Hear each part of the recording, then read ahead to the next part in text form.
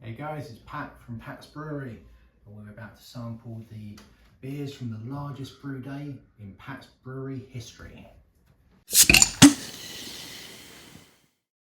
Are you ready, guys? This is the largest brew day of Pat's Brewery history.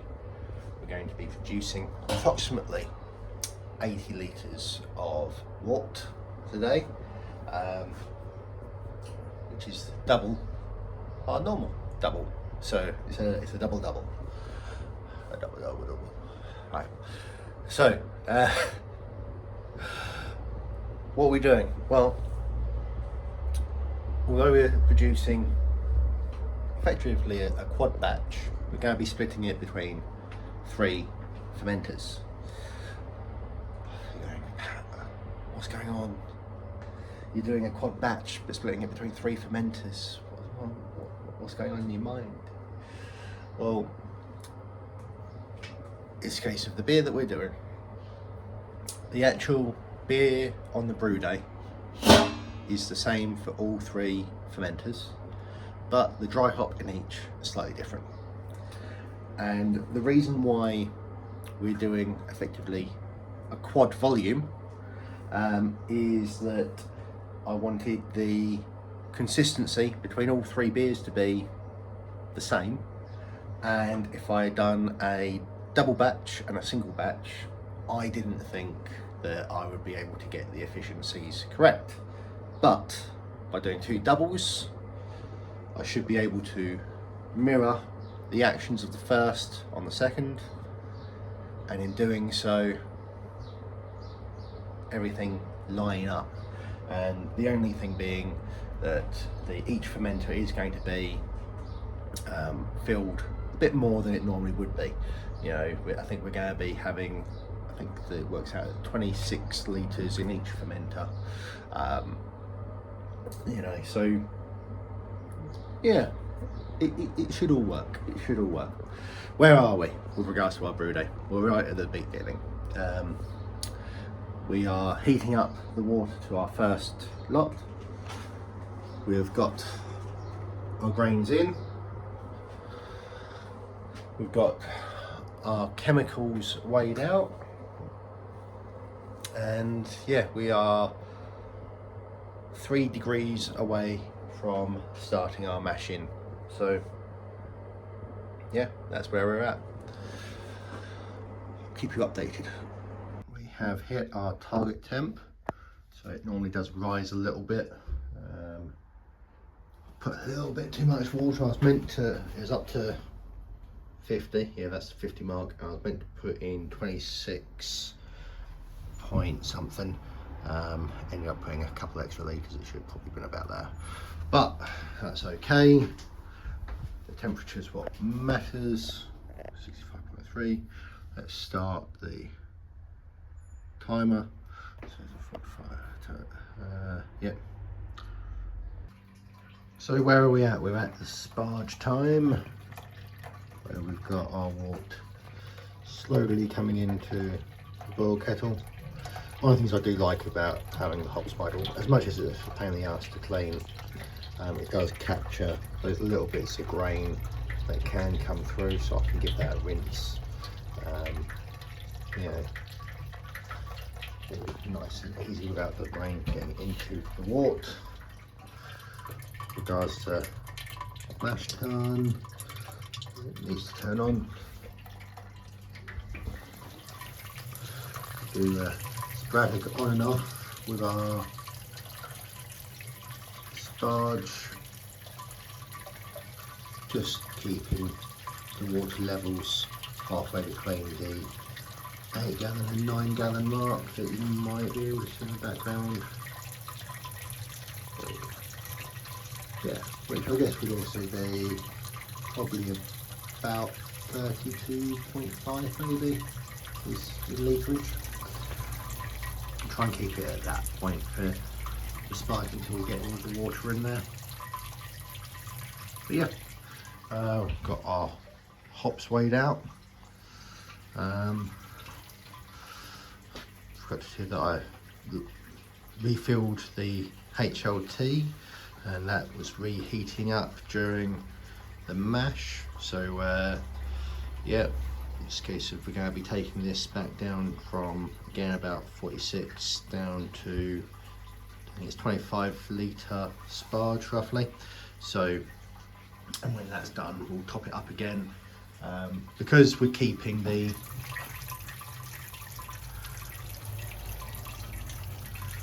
mash at approximately, oh no, because we're keeping the HLT, sorry, approximately 72 for our next one. What will happen is that when we top this one up for the second brew day, that will drop it down to about 40. So obviously we'll need to work out when we can heat that back up to get the most efficient start on our second brew day. Okay, so we've almost hit our volumes. We're looking for 46.7. Obviously, I guess that's going to be about there-ish.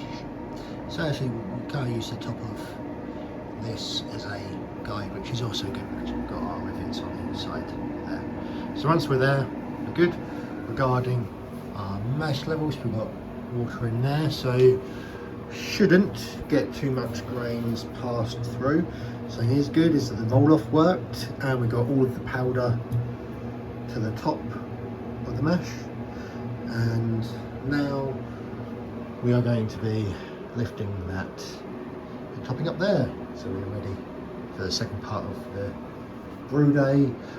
What I might do while this is still transferring, no. What I'll do is I will start heating up the boil kettle. Let's get that started. I've got to be careful because, oh no, I can only run one element at a time on my current circuits without overheating things, so I've got to choose when I run what. But we're all good. Now the fun bit of lifting something heavy. Maybe I need a winch in here. Right, we've hit 100 degrees. It's just about to start a boil underneath with that foam, so I'm going to keep an eye on it. I'm going to throw the Challenger in now, just so that when we eventually have that rolling boil that's going to come any second, I can keep on top of it. So it's going to happen. It's going to happen any second now. But not for you. So we are boiling on and off based off of the pig control. Got through the foam without a boil over. That was good. Emptied the mash tun. I'm not going to make it super clean because I'm going to throw some grains in there in a bit. And as I say, we are back up with water, but obviously that's not going to be heated up until we start cooling this down. So let's get the grains back in so that we're not wasting any time. All the fermenters have been cleaned or set up. We've got our chemicals for the next brew. Got our whirlpool edition there. But yeah, everything is going surprisingly okay. Famous last words, eh? Right, so we've got 5 minutes left on the boil. Our boil off volume's not been as much as I was expecting. It was meant to get down to about 43 and we're at 45. So I think we still had about, maybe I was a little bit higher than I should have been. I think it still had about a litre and a half boil off. I've checked the gravity on the hydrometer and gravity's right at 1049, so that's okay. There's been quite a lot of protein in this batch, but the fact that it's all separated is good. That means we should have a nice clear beer. We've thrown in our protoflox about 10 minutes ago. I think we're quite ready. So the interesting bit will be what the turnaround time is with regards to what point we can get the mash water into our next batch. So the intention is that as soon as the boil finishes for this, we're going to turn on the HLT, get that heated up again, because obviously we don't need to reuse that water. Yeah, we'll see. I mean, I started today at about, I don't know, 7:38 maybe, and it is currently 12 o'clock. I want to, if I can get done by 4, that would be good. I don't know if that'll work or not, but let's see. We're down to 18 now. The Citra goes in. Continue to recirculate, just so we've got a little bit extra motion. Right, whirlpool is up. We've got the water running again and recirculating slowly. That's now coming out at 26 degrees, so actually we're going to just start transferring that over into our first and then second fermenter. Got a hydrometer reading. Our HLT is at 75, so I only need 72, but I've not been recirculating it, so I'm expecting that to drop in a bit. But I'm going to turn it off for now, because obviously we don't want to be too hot, because we want to be efficient. So let's get that hooked up to fermenter and go from there. Right, we are transferring in. We are up to 17 litres, as I say, we're going up for 26, so we've still got a little bit of transferring done. With regards to the mash, we have just mashed in. Temperature wise, yes, we have just hit our temp. So obviously this one is still based for the first brew day, but obviously I'm using my phone and Brewfather, and you're able to run 2 brews at the same time on that app. So this will just need to be kind of jumped through a few steps to get aligned, but that shouldn't be an issue. Actually, we don't really need to do anything else on here, because the last step is just chill. So actually I can cancel this and get through to a new start. So where we go, make sure everything's turned off, because we're going to have to be jumping a few steps.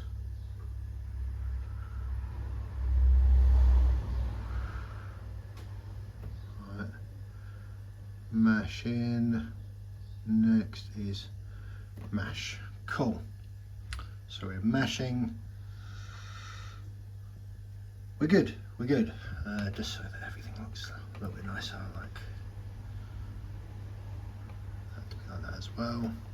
Right, need to double check how much water I need for the sparge on this one. We're not going to be filling right back up to the top, but only as much as we need, but I'll probably take it from 20 up to 30 just to be safe. Yeah, we are getting there. We are getting there. Good stuff, good stuff. So we have reached 26 there. Just starting our second fill up. Based on what we've got on our thing, we've got approximately, what, 20, if that's 20. So we've got good 16 litres on there, so then we'll take 10. I think we're going to have well over volume, so we might be topping everything up with the second batch. We'll see. Right, so we are about done with regards to our second fill up. We've got 16 litres there, 26 there, so what's that? 26, 36, 42. 42 litres, so that's more than I was planning. So what I'm going to do is actually I'd normally, if I was trying to do a normal double batch or even a single batch, I'd probably like do what I could to lean this and try and get as much out as possible. Not going to bother, it's too much effort. What I am going to do instead is get rid of this, get rid of all the extra proteins and bits and pieces and give it a bit of a wipe down. Obviously not a full clean, no need for that, as we'll be using it again in a little bit. But yeah, wipe down, get rid of the proteins and get ready. We've got 40 minutes roughly on the mash still, so got plenty of time to get ready and have another cup of tea. And we are on to our second sparge. Looking at the time, being 2 o'clock now, the sparge takes an hour roughly. Then obviously we've got our boil, that takes to 4, and then half-hour whirlpool. So earlier when I said be done by 4, I think it's done by 5. If we can be, that'd be good. But we shall see. I'm just cracking on with this, and let's see how it goes. Right, we're up to 45 litres. I'm not taking any more, although I think we do still have some in there, just because I'm figuring we've boiled off of about, let's still say 3 litres like we should have had in the last one. Let's okay, it's down to 42. Allow for 2 litre at the bottom of this. That means we've got 40 litres. I need 10 there and 26 there, which is 36, which 4 litres spare. So I'm not gonna worry about getting the last dregs of sugars out of there. I should have all of the good stuff there already, and that means we can get our boil started a little bit quicker. Right, so we've just come up to the boil, or coming up to the boil for second brew day. So again, 60-minute addition. Just added that in. Expect everything to come to that a little bit. So let's get ready for that. Told you we'd get it a little bit more vicious. A bit of star sand just to cool things down. I think we're about to overcome the hot break. I should probably get some of that, what's it called? Anti-foam. There we go, we've done it. We've overcome the hot break without a boil over. Yeah. Our last hop addition for the day. Again, 50 grams of Citra. In we go.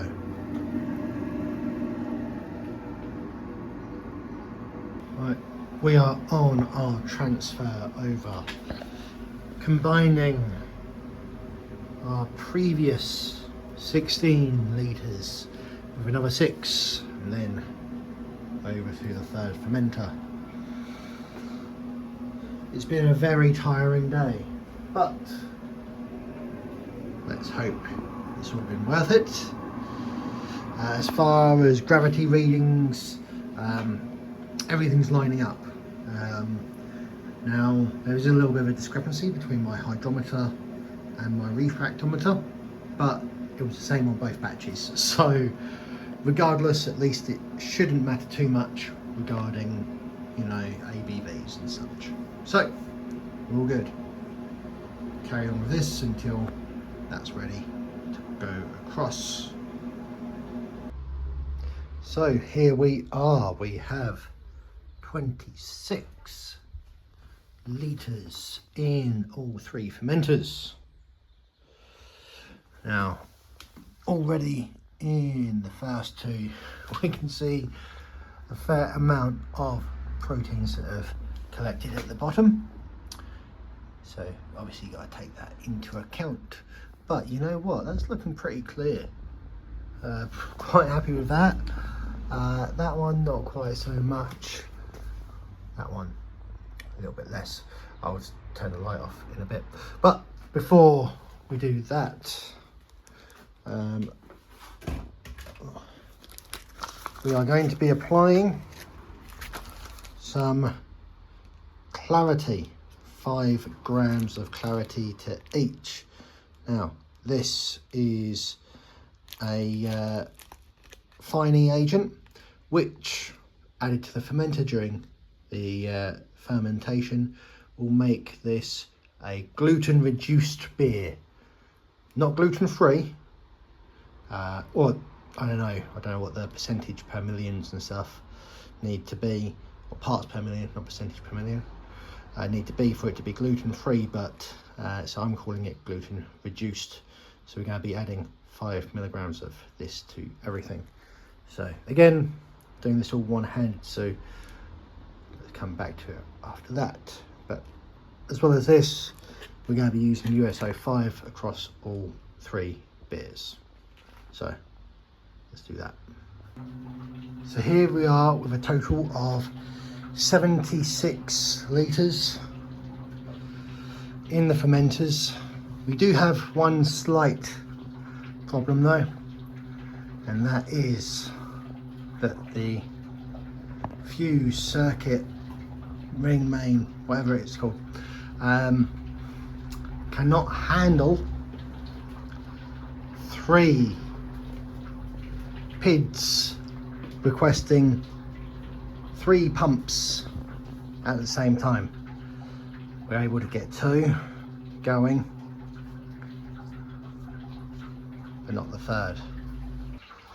So I was wrong, it's actually just this one that's got the problem. I don't know what I'm going to do, because it's either there might be a loose with regards to the actual pump, or it could be the wiring here going through, I don't know.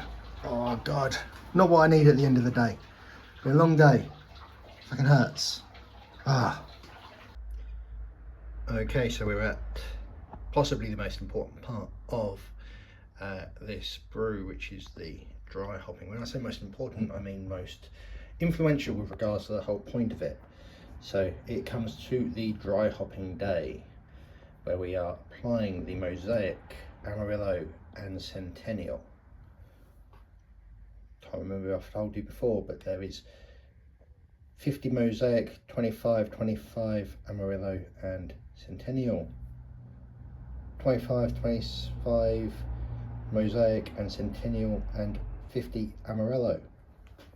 And then we've got 25 Mosaic, Amarillo, and then 50 Centennial. So it is the MAC. Now, how am I going to remember everything? Luckily, because it's a lovely little acronym like that, I can also assign the same to the fermenters. With regards to how the fermenting's going, yep, seems to be all right. Only problem being is that 2 of the fermenters have not held pressure during the fermentation, so not the biggest deal, not the end of the world. It's not like I'm going for a lager or a New England or anything, so should be fine, but just a little bit frustrating. Right, we've already established that I can't pour things into the fermenters with one hand, so next up, the drinking. So for those of you that have just skipped ahead of all the Brewday footage, don't blame you. Let's just give you a summary of what we're going to be drinking. We are going to be drinking 3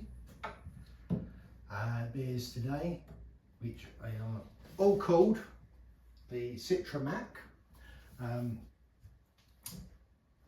All of the beers contain the same ingredients, but the dry hop quantities differ. So, main flavouring on the overall Brewday was Citra, surprise, surprise. And then our dry hops was Mosaic, Amarillo and Centennial. With a 50-25-25 ratio in each, but the 50 changing between the Mosaic, Amarillo and Centennial. So Mac, they're different. So let's get this poured, and while we're doing that, I'll just fill you in on some of the problems that we had during the brew day. So at the end of the brew day, I mentioned that I was having some problems with one of the ink birds tripping my fuse box. So I found out it wasn't the actual ink bird itself, it was in fact the pump that that ink bird was hooked up to. I've not investigated too much, but it looks like I may need to actually get a new submersible pump. See, what I'd really like is to get another Anvil submersible pump. They're the other two that I've got in there, which work really well. So if I could get another one of those, that would be great. But in the UK, they are so hard to get hold of because they just cost a fortune. So we will see. We will see. Otherwise, I'll just maybe get a pond pump replacement, or actually, I did see a potential. It's like a diesel pump or something. So that's Centennial, Amarillo, and Mosaic. For you guys though, it'd be that way around, wouldn't it? MAC. Let's have a little look at colours. So they're not crystal clear yet, and they might not be. They might stay with a little bit of chill haze.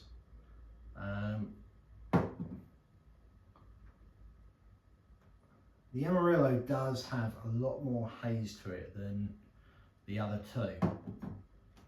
The Centennial actually is probably the clearest of the three. I do wonder, because I mentioned I didn't maintain pressure on the Mosaic or the Amarillo version of this beer, so maybe having it under pressure has helped retain some, or create some of the clarity. Despite actually, I don't think it got quite as much of the clarity solution that I added to it. So again, for those that haven't watched the Brewday footage, I added a chemical called Clarity to the fermentation, which reduces the gluten in the beers. So, you know, the gluten reduced, and also supposed to be a bit clearer.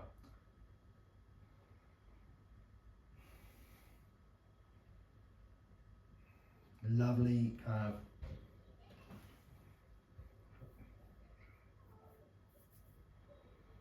getting a little bit of blueberry maybe on there.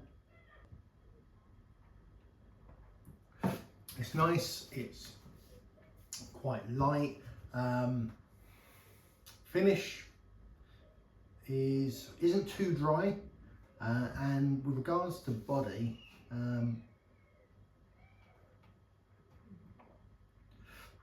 yeah, I mean, it's not thin at all. It's kind of medium thin. I'm liking that. I'm liking that a lot with regards to the flavours in there. Amarillo.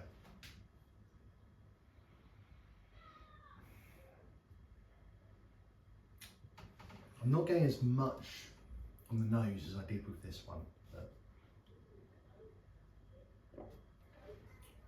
So the Amarillo one's an interesting one, because again, this is the beer that had the mix of the two batches. All of these came out at 4.2%, by the way.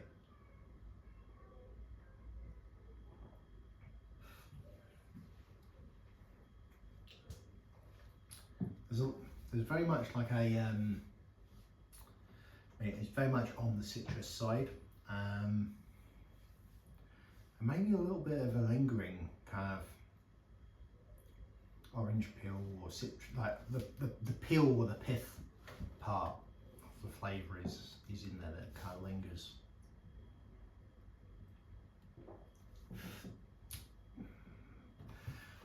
Considering how much I love Amarillo on its own, I was expecting this to be maybe my favourite. I think the Mosaic might be topping out. It's a bit unfair maybe.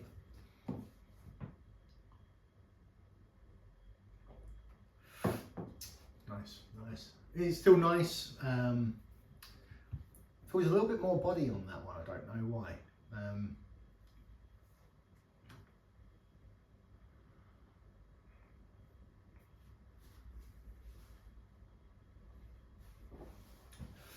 Our Centennial one, well, okay, so straight away I'd say that there's a bit more pine in this one.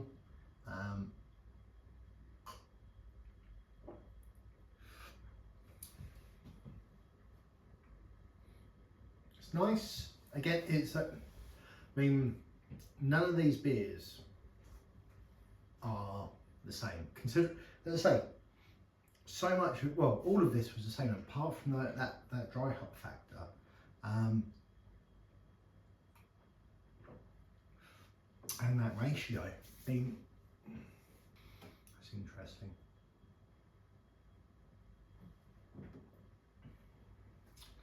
A lot of piney flavours coming through on that one. Salivation, a lot of that in the back of the mouth. Right, let's carry on going back along the line.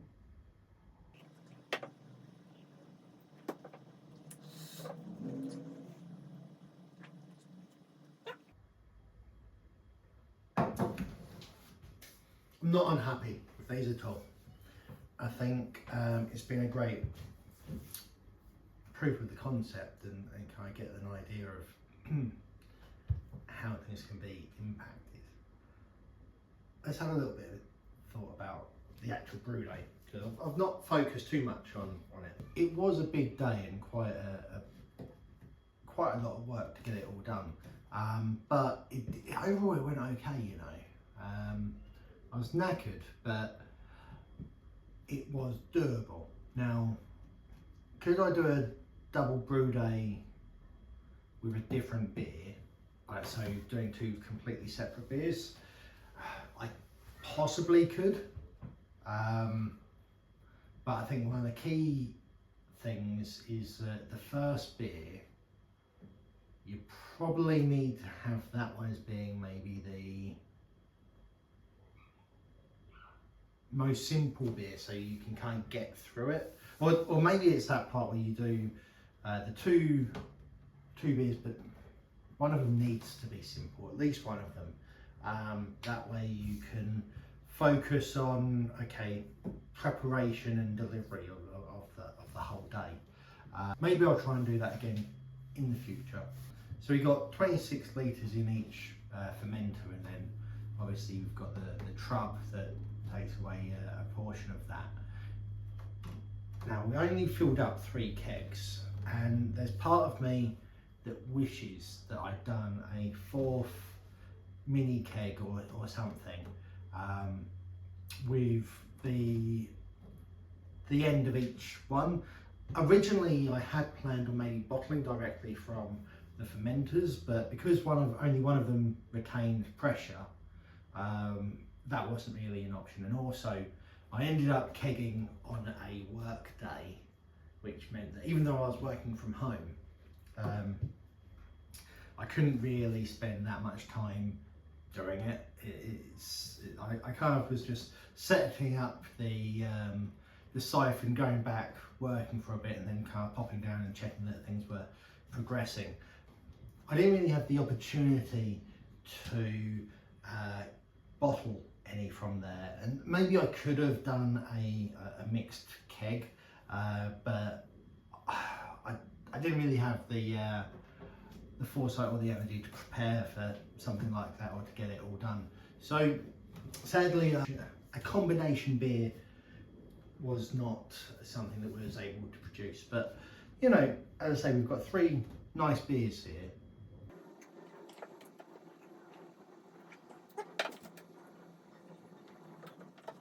Yeah, they're all good beers.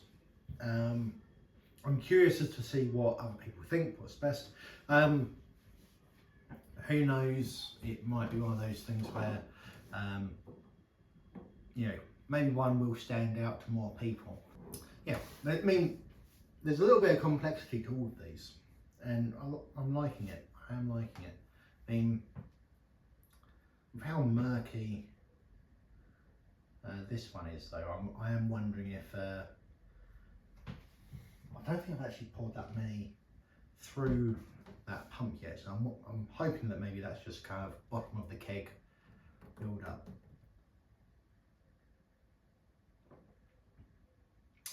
In any case, I think we'll leave it there. Next video will be giving you a reminder of the other beers that we also brewed for Packtoberfest, and we'll do the full side-by-side lineup. And until next time, guys, been Pat from Pat's Brewery, drinking the Citra Mac MAC. Cheers.